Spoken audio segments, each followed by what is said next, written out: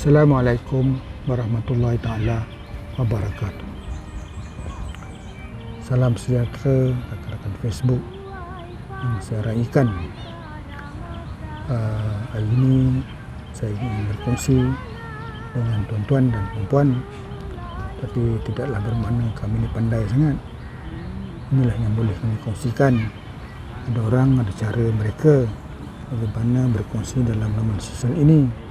Saya tak ada makanan yang saya nak kongsikan, saya tak ada kucing yang saya nak tunjuk.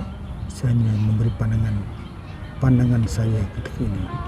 Hari ini saya nak cakap pasal matlamat dan cara.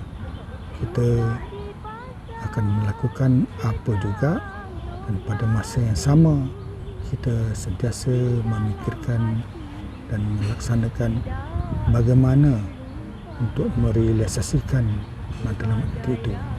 Jadi matlamat ini adalah rancangan kita, idea yang terbaik, dan cara bagaimana kita nak menyempurnakan idea itu. Kita tidak terikat dengan cara, kita sentiasa boleh mengubah bagaimana mahu melakukannya. Kita jangan terikat dengan cara yang kita putuskan, tapi janganlah sampai matlamat menghalalkan cara. Cara kita tidak peduli orang, tidak perlu dosa dan pahala. Itu politik Machiavellian, tak terpakai dalam hal ini. Saudara-saudari yang sehormati sekalian, matlamat itu tetap angan-angan, tetap peta minda, mind map. Dia tidak pernah kawasan sebenar, dia belum lagi melalui keadaan realiti. Jadi dia hanya berdasarkan kepada kecerdasan akal kita.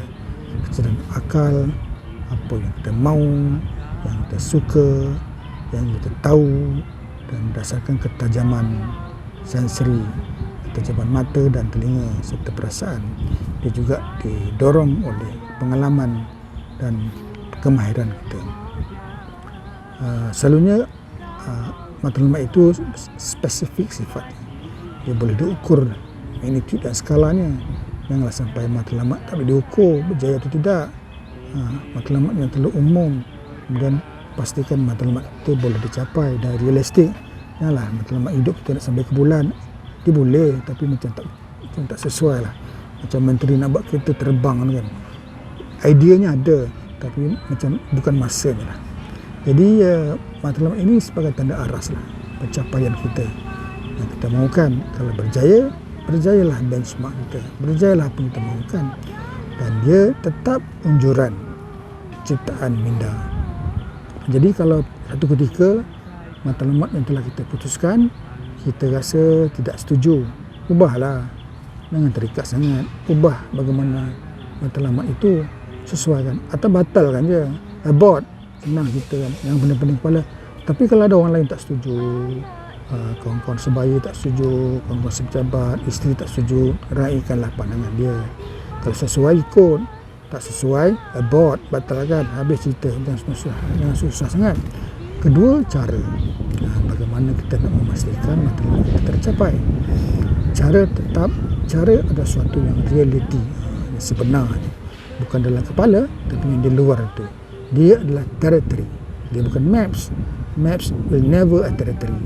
Maps is not the territory. Maps hanya ilusi ciptaan, tapi territory kawasan sebenar dia berbeza, mungkin berlain langsung. Jadi cara tetap berdasarkan kepada kecerdasan emosi kita. Cara itu, cara yang kita suka lakukan, yang kita mahu lakukan, yang berdasarkan kecerdasan, kesedaran diri, apa yang kita suka, apa yang kita boleh, apa yang tak boleh. Jangan suruh yang buat sesuatu yang tak boleh, mustahil. Jadi pada masa yang sama, cara itu mestilah bagaimana orang lain boleh terima. Jangan kita je boleh menerima cara itu. Macam mana kawan sepejabat boleh menerima cara itu, ataupun kaki tangan kita boleh melaksanakan cara itu. Jadi kita mesti bersifat sangat empati lah, memungkinkan orang. Cara mesti mengambil kira kemanusiaan, humanity, dengan ikut kepala sendiri je. Jadi kalau kita tidak setuju cara kita, satu ketika ubah, kita boleh ubah. jangan rigid.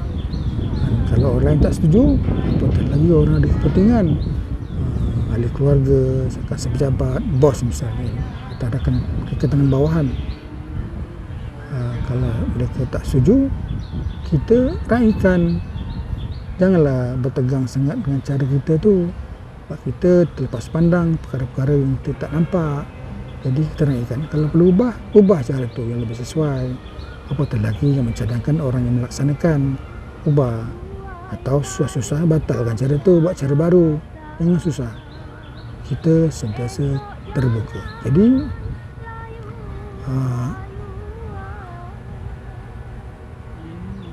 matlamat dan cara ini kalau dilihat, dia sentiasa boleh berubah. Jangan terlalu rigid.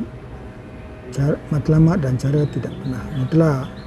Kita raikan kepelbagaian, keanjalan, bagaimana kita boleh merumus atau melakukan.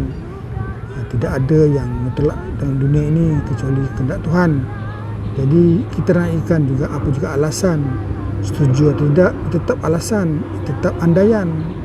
Jadi kita setuju, orang yang tak setuju, tetap andaian kita, alasan kita. Jadi mengurus matlamat dan cara ni, saya rasa ia adalah tentang pengurusan. Pengurusan itu apa? Bukan hanya get things done, bukan hanya memastikan perkara itu dapat disempurnakan dengan cara apa pun. Jadi walaupun kita menggunakan manusia untuk merealisasikan apa matlamat, tapi kita kena mengambil kedua perkara penting. Komunikasi itu apa? Bukan hanya maklumat yang kita ingin sampaikan, tapi bagaimana maklumat itu diterima, bagaimana maklum balasnya. Misalnya kalau kita memberi arahan untuk tujuan tertentu, jangan sampai kawan orang yang mendengar kecil hati, jangan sampai mereka merasakan tidak dipercayai. Jadi komunikasi juga memikirkan, sebab akhirnya bagaimana kita memahami mereka, memahami orang lain, itu dan memastikan cara kita berjaya. Kedua, dia adalah pasal motivasi. Pastikan motif dan actionnya diterima semua orang.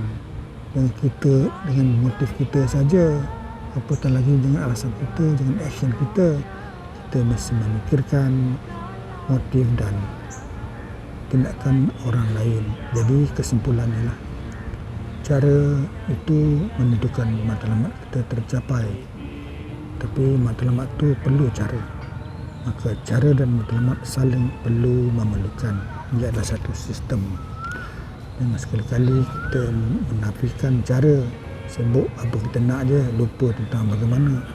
Jangan kita fikir cara saja, tak fikir apa sebabnya, apa matlamatnya.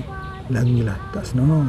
Jadi macam kita selalu fikirlah, jangan fikir destiny, it's all about the journey. Sebab nak pergi tempat tu, lupa seluruh perjalanan yang perlu kita nikmati, lupa segala pengalaman dan pengajaran yang boleh kita dapati dari perjalanan itu. Sebab nak pergi tempat tu je. Jadi kalau adalah pertikaian akhirnya lah, kalau ada pertikaian, matlamat dan cara, raikan. Dia hanyalah sekadar cara berfikir kita, cara berfikir orang yang mempertikaikan. Misalnya ada orang dia suka tentang sorting by self, dia fikir dia kita je, dia tak fikir orang lain pun. Kita macam tu juga, kita janganlah fikir diri kita je, fikir orang lain. Kedua, mungkin dia ada seorang berfikir secara external frame of reference. Dia hanya memikirkan orang lain, tak fikir diri dia jaga bos dia je. Tapi ada sebaliknya, dia pentingkan apa prinsip dia, dia mahu prinsip dia dipenuhi. Jadi segala-galanya adalah pasal alasan. Matlamat dan cara bagaimana kita mendokumentasikan alasan kita. Tapi jangan sampai seperti tak percaya orang pula. Jangan sampai kita seperti merasakan tidak dipercayai. Semuanya tetap alasan. Saudara-saudari yang saya hormati sekalian, sekian, semoga perkongsian ini memberi faedah.